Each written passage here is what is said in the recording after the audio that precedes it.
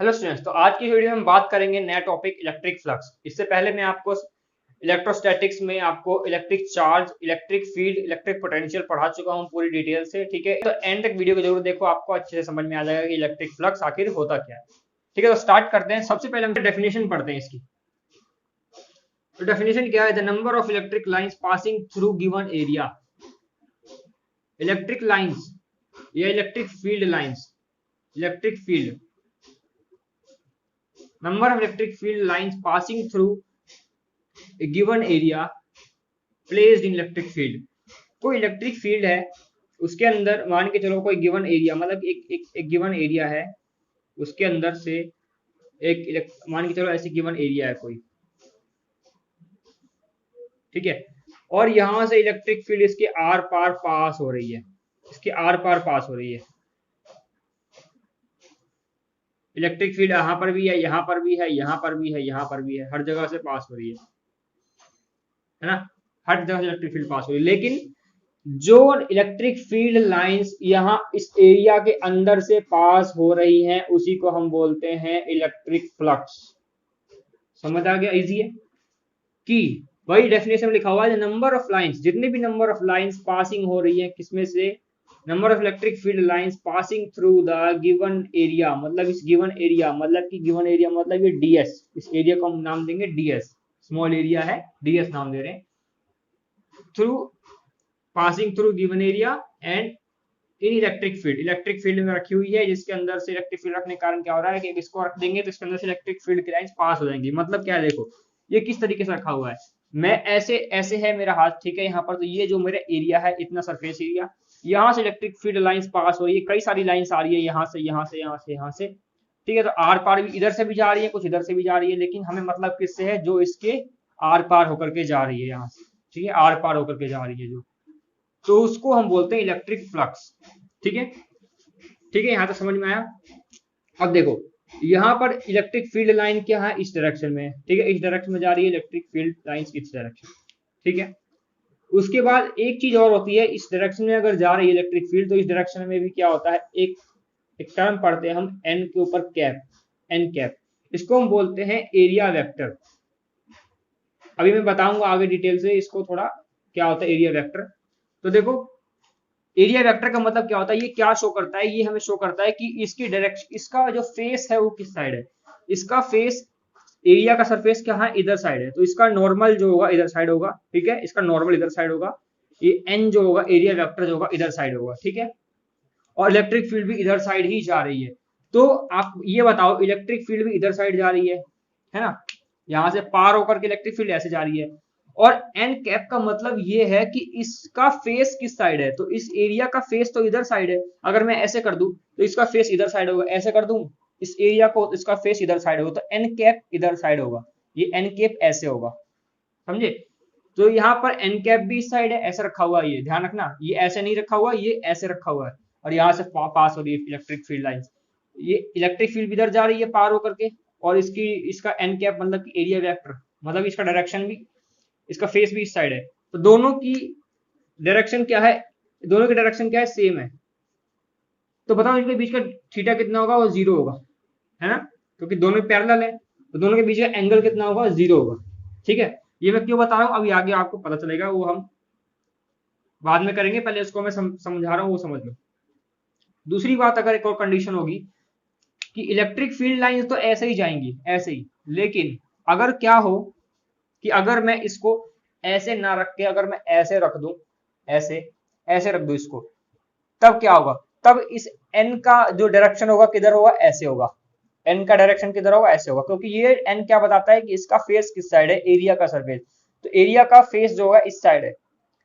लेकिन electric field lines तो ऐसे ही पास होंगी, अभी भी इलेक्ट्रिक फील्ड लाइंस ऐसे ही पास होंगी स्टूडेंट्स हर बार।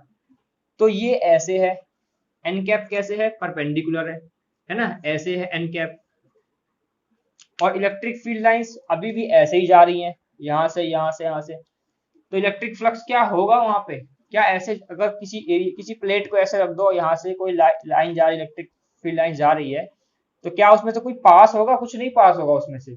अगर उसको ऐसे रखोगे तब पास होगी ना उसमें से आर पार, लेकिन ऐसे रखोगे तो कुछ भी पास नहीं होगा उसमें से, ऊपर से चली जाएगी ऐसे।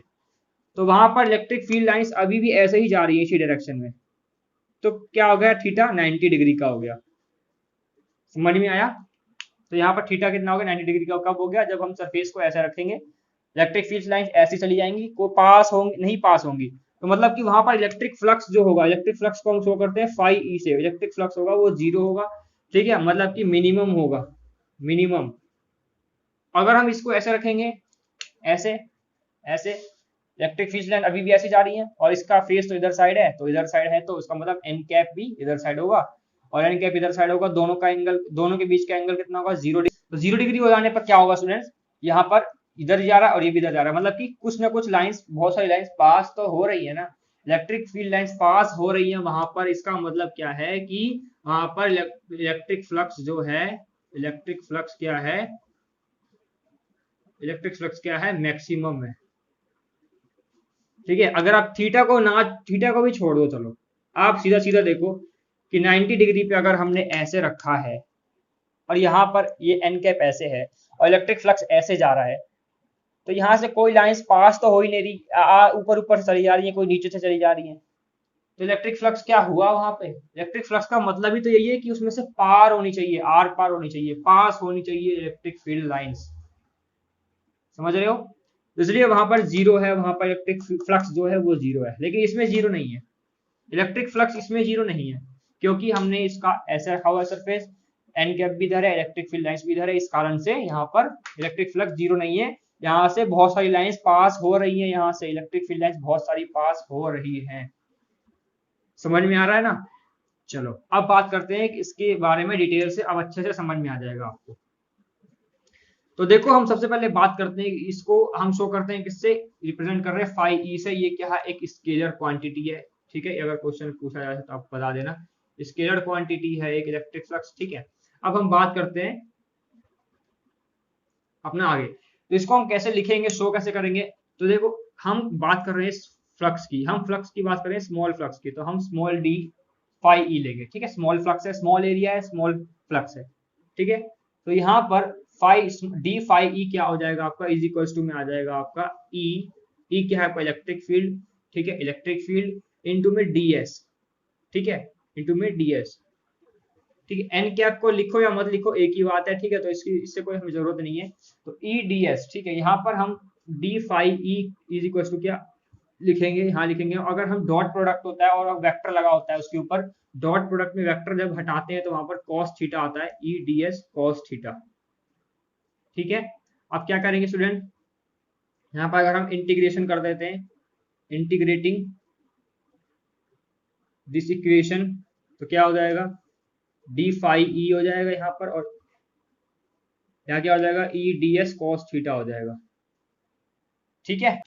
अब यहाँ पर स्टूडेंट्स ये होगा कि यहाँ पर डी फाई ई का इंटीग्रेशन फाई ई हो जाएगा और यहाँ पर ई कॉस थीटा बाहर निकल जाएगा और यहाँ पर अंदर क्या बचेगा, डी एस, इस एरिया का यहाँ पर इसका इंटीग्रेशन करेंगे तो phi E is equal to क्या हो जाएगा, ई कॉस थीटा इंटू में ए, ठीक है।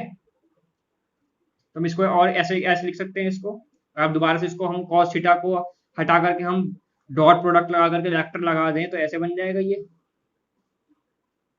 मतलब कि हम इसको ऐसे भी लिख सकते हैं, डीएस का मतलब ही क्या है, एरिया है ना, तो आप ऐसे लिखो, ऐसे लिखो, ऐसे लिखो। अब हम बात करके चल रहे हैं, देखो कि इसकी हमने डी फाई ई क्या निकाला है, ई डी एस कॉस थीटा निकाला है, तो देखो मैं बता के दिखाता हूँ आपको यहाँ पर कि अगर हम ई डी एस कॉस थीटा, मतलब कि अगर कॉस थीटा हम लेते, अगर थीटा लेते हैं अगर हम क्या 0 डिग्री, मतलब कि ये 0 डिग्री का मतलब समझ में आ रहा है, थीटा 0 डिग्री कब होगा, जब नॉर्मल भी ऐसी होगा, मतलब कि इसका फेस भी ऐसी होगा, इलेक्ट्रिक फेस लाइन भी ऐसी पास हो रही है, तो इनके बीच वो पैरेलल हो जाएंगे दोनों, इस कारण से उसका थीटा 0 हो जाएगा। तो अगर हम ई डी एस कॉस थीटा, मतलब कि ई डी एस कॉस 0, अब कॉस 0 कितना होता है स्टूडेंट्स, कॉस 0 कितना होता है, 1 होता है, तो यहाँ पर क्या आ जाएगा, ई डी एस आ जाएगा, तो फाई ई की वैल्यू क्या आ गई आपके पास, ई डी एस आ गई।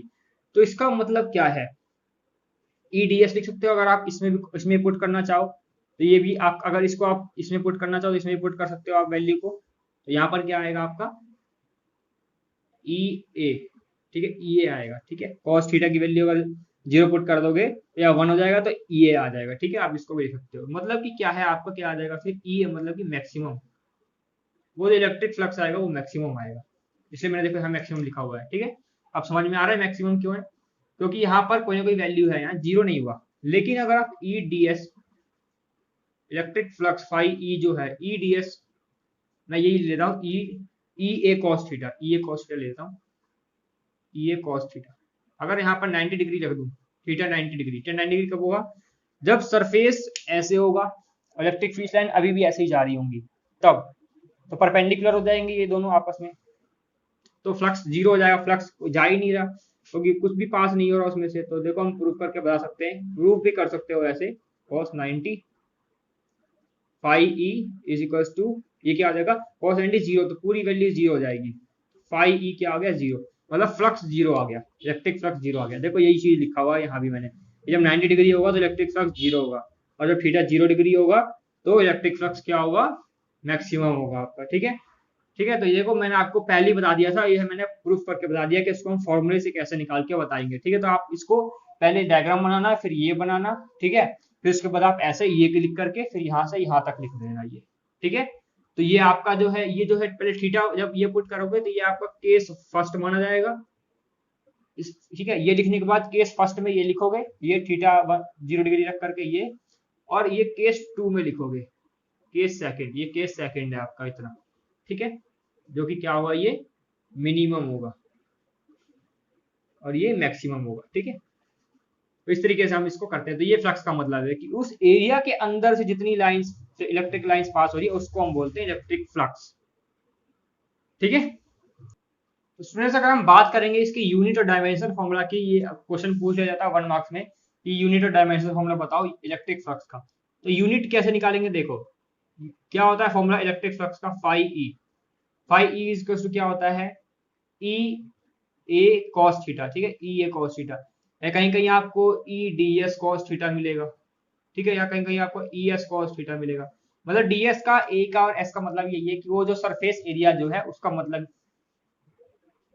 है वो, ठीक है, सरफेस एरिया मतलब उसका, ठीक है। तो ई ए कॉस थीटा, ठीक है, तो ई हम यहाँ पर थीटा तो नहीं लेते, थीटा का सिर्फ ई ए लेते हैं, ठीक है। तो हम phi E is equal to E A, हम इसकी यूनिट निकाल रहे हैं। तो ई ए की यूनिट कैसे, ई इलेक्ट्रिक फील्ड है, इलेक्ट्रिक फील्ड की यूनिट कैसे निकालेंगे, इलेक्ट्रिक फील्ड क्या होता है मैंने बताया था, फोर्स अपॉन में चार्ज होता है, मैंने करवा रखा है आपको क्या होता है। अगर हम इसको ऐसा लिखना चाहें, इसको डॉट प्रोडक्ट में, तो हम इसको ऐसे लिख सकते हैं। तो ये इलेक्ट्रिक फील्ड क्या होता है, फोर्स अपॉन में चार्ज होता है ना, पढ़ाया हुआ है ना मैंने पहले से। फोर्स की यूनिट क्या होती है, न्यूटन होती है, और इसकी कूलाम होती है, तो हम इसकी यूनिट क्या लगा सकते हैं, और एरिया की यूनिट क्या होती है, मीटर का स्क्वायर, है ना। तो हम इसकी यूनिट क्या लगा सकते हैं, क्या लगा सकते हैं इसकी यूनिट, हम इसकी यूनिट लगा सकते हैं ये हो जाएगा न्यूटन, ये हो जाएगा कूलाम, और इंटू में हो जाएगा मीटर स्क्वायर, है ना। हम इसको ऐसे लिख सकते हैं, ठीक है, फॉर्मूले से इसकी यूनिट निकाल लिया करो। अगर हम इसको इस तरीके से भी लिख सकते हैं, इसको अगर कूलाम को ऊपर लेकर के जाना चाहे, न्यूटन मीटर स्क्वायर पर कूलाम, ठीक, ऊपर C -1 हो जाएगा, ठीक है, दोनों ही सही है। अगर इसका डायमेंशन फॉर्मूला पूछा हो, डायमेंशन फॉर्मूला वो भी निकल जाएगा आसानी से। कैसे निकालेंगे, देखो इससे, देखो इससे निकालेंगे, phi E is equal to, force क्या होता है MLT-2, इसका डायमेंशन फॉर्मूला MLT-2 होता है, अपॉन में चार्ज का क्या होता है स्टूडेंट, चार्ज का होता है 80, मैंने बताया हुआ है चार्ज का डायमेंशन फॉर्मूला 80 होता है ना। चार्ज क्या होता है Q इक्वल टू IT, ठीक है। तो Q इक्वल टू क्या होता है, I का क्या होता है एम्पियर होता है, और टाइम का क्या होता है T होता है, ठीक है, यहाँ पर T है, टाइम का ये होता है, I का होता है एम्पियर, ठीक है। तो यहाँ पर करंट का जो, करंट और टाइम को मल्टीप्लाई करेंगे तो इनका डायमेंशन फॉर्मूला ये निकलेगा, तो हम Q की जगह पर 80 लिख सकते हैं, ठीक है। इस तरीके से इसका डायमेंशन फॉर्मूला निकालते हैं Q का, ठीक है। आगे मैं पढ़ाऊंगा जब कैपेसिटेंस के बारे में, जब मैं आगे पढ़ाऊंगा आपको, तो वहां भी ये चीज आएगी, ठीक है। अब मीटर स्क्वायर, मीटर का जो लेंथ, मीटर का क्या होती है, एरिया है ये, ठीक है। तो एरिया है, तो यहाँ पर क्या हो जाएगा L का स्क्वायर, लेंथ है ना, L का स्क्वायर हो जाएगा यहाँ पर मीटर का स्क्वायर। अब इसको कैसे करेंगे सॉल्व, कैसे करेंगे, आता ही होगा, 11th क्लास में पढ़ा है। M सिर्फ अकेला है, M1, L यहाँ पर 1 है, यहाँ L2 है, L3 हो जाएंगे। T यहाँ पर कितने हैं -2, ये T ऊपर जाएगा -1 हो जाएगा, तो -2 -2 - वन कितने हो जाएंगे, माइनस का 3 हो जाएगा, और ए ऊपर जाएगा तो ए माइनस का 1 हो जाएगा। ठीक है, ये आ गया डायमेंशन फॉर्मूला इसका इलेक्ट्रिक फ्लक्स का। ठीक है, ये था आपका इलेक्ट्रिक फ्लक्स का बेसिक। तो अगर आपको समझ में आया स्टूडेंट्स तो वीडियो को लाइक कर देना। इसके बाद मोस्ट इंपॉर्टेंट टॉपिक आएगा, वो आएगा आपका गॉस थ्योरम।